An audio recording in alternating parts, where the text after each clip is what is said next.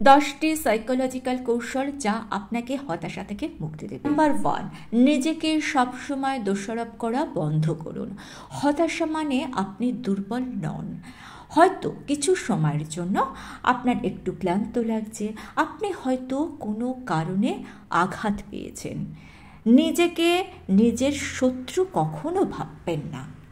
Number 2, আপনি একটা routine তৈরি করুন। তার মধ্যে থাকবে 7 থেকে 8 ঘন্টা ঘুমানো, সঠিক মাত্রায় সঠিক সময়ে খাওয়া, প্রত্যেকটি কাজ নির্দিষ্ট সময়ে করা।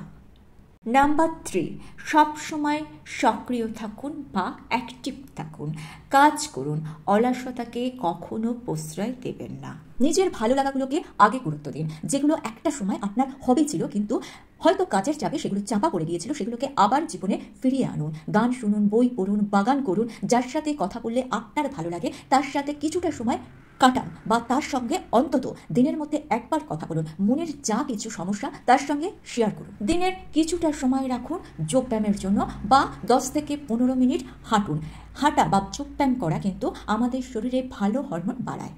নাম্বার 6, যেসব চিন্তাগুলো আপনার মনের মধ্যে বারে বারে আসছে অর্থাৎ আপনাকে বিরক্ত করছে, সেই সব চিন্তাগুলোকে একটা কাগজে লিখে ফেলুন। তাহলেই দেখবেন চিন্তাগুলো মনের ভেতর আর আটকে থাকবে না। আপনি যে ধর্মেরই হন না কেন, প্রতিদিন 5 থেকে 10 মিনিট ঈশ্বর চিন্তা বা উপাসনায় নিজেকে ব্যস্ত রাখুন, এতে মন শান্ত হয়। ছোট ছোট সাফল্যেও গর্ববোধ করা শিখুন। নাম্বার 9, নিজেকে সময় দিন, নিজের জন্য বাঁচুন, সিনেমা দেখুন, গান শুনুন, যা আপনার ভালো লাগে সেটা করুন। নাম্বার 10, সবসময় পজিটিভ মনের মানুষদের সঙ্গে সময় কাটান, তাহলে ভালো চিন্তা করতে পারবেন। নেগেটিভ মনের মানুষদের থেকে দূরে থাকার চেষ্টা করুন।